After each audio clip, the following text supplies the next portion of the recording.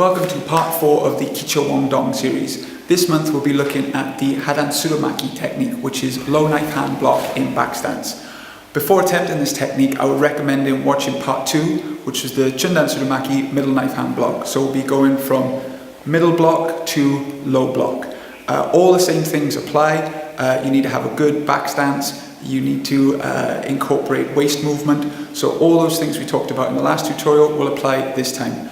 The main differences with the low knife hand block, it is more difficult because we're incorporating more of an arm movement. Instead of coming from the waist, we'll be coming from the shoulder and the waist. So we're going to be going through some exercises, some good habits for training, and some examples of how to make it better. Your front hand will be low, 2 fists away from your lead leg. Practice this by physically putting 2 fists there and then straighten your arm out.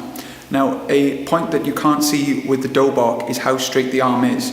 You are not hyperextending your arm to the point where you put pressure on your elbow. Make sure there is a micro bend, not a full bend, but a slight degree of bend so your arm is not completely straight and you do not wreck your elbow or cause yourself injury. So make sure that you're in a back stance for this move, 70% weight on the back leg, 30% on the front leg. Make sure the knee is tracking in line with the foot. Make sure that the front foot, the toes are pointed forward and that your shoulders are back. The best way to start practicing this technique is actually against the wall. Practice by just getting comfortable moving from shifting your weight from 70 to 30 and back and forth. Then add the arms. The simplest way is to bend one arm as you straighten the other and then simply shift back and forth. This is a very basic way of learning. Once you have that, then make sure that your hand is coming from the shoulder each time so you can physically tap your hip, tap your shoulder.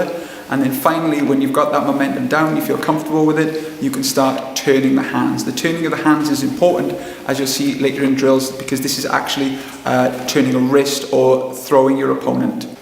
Common mistakes I see are a wide stance. Make sure that your feet are underneath your shoulders and that you are not leaning too far forward so you can't pick your weight back up.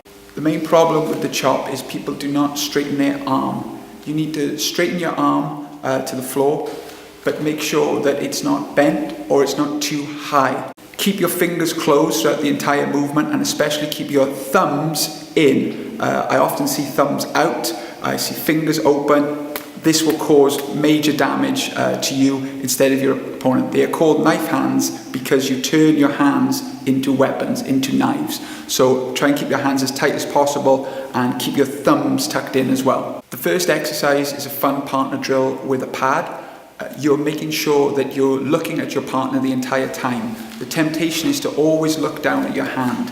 Try and use your proprioception sense to look forward and always be aware of your surroundings.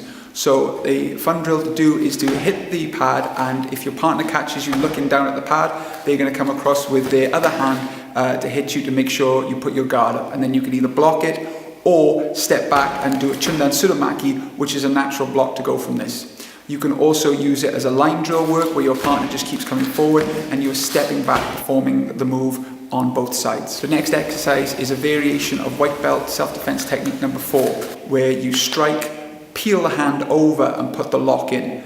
The difference is here we're just going to step back into our back stance and this will allow you to put the lock on more effectively. Make sure that you peel the hand and keep it close to your solar plexus, just like we've drilled before, and make sure that your arm is hitting the back of their elbow as you turn the hand in slightly with your knife hand. The next drill goes from your partner pushing against you. This is in a threatening manner.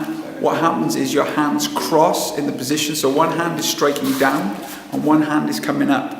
You then turn fully 180 degrees to do a Hadan Surumaki facing the other way, and this will take your partner off balance and lock them up in an arm lock. You can do this slowly to make sure you're doing the technique correctly, and once you've got it correctly, you can speed up to a full speed drill. This next exercise carries on from the exercises with Chundan Surumaki. So we looked at a partner coming into you and you physically stopping them with your arm. But the problem is you can't stay here forever because eventually your partner will get around you. So what you need to do is turn your Chundan Surumaki into a Hadan Surumaki facing the other way. Simply tuck your spare arm up underneath their armpit, take your front hand from their lapel to behind their head, and then turn 180 degrees away, and this will throw your partner off balance as they are pushing towards you. Again, practice this slowly first to make sure you're doing it correctly, and if your partner is comfortable with break falls, you can do it a little bit faster and take the partner into a full throw.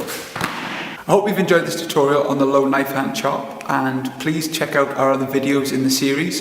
If you've enjoyed this channel, please like and subscribe, and please leave a comment below of any requests or techniques you'd like to see in the future. Tang Soo.